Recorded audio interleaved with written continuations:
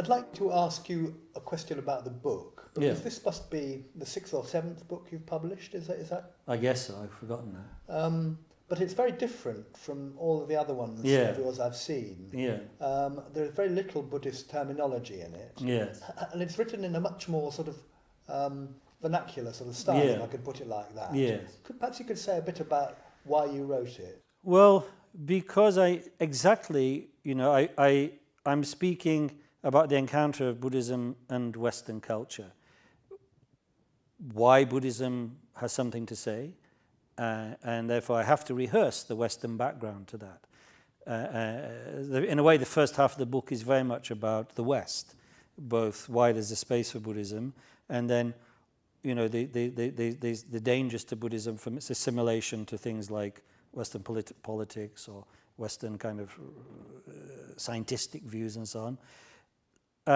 So there's, although I do present something as a Buddhist teachings there, it's very much like speaking to the person who knows possibly nothing about Western Dharma, about Buddhism. Although for the Buddhist who's reading it, it will still ring true as a presentation of Buddhism. Later on, when I start to talk more about how we approach Buddhism and core issues like meditation and compassion, even then I'm very much aware that I'm speaking at least half to an audience who knows nothing about Buddhism, but is just intellectually interested.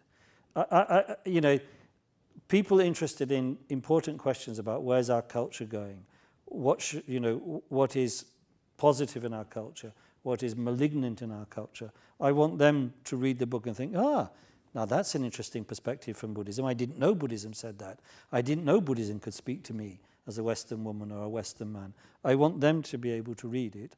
But of course, as I say, it still has that kind of, the scriptural soundness of Buddhism, so to speak, or the soundness of Buddhist scriptural tradition and my Lama's teachings behind it. But I've tried to make it as open and transparent. It's a read-through book for anybody, really. That's what I'm hoping.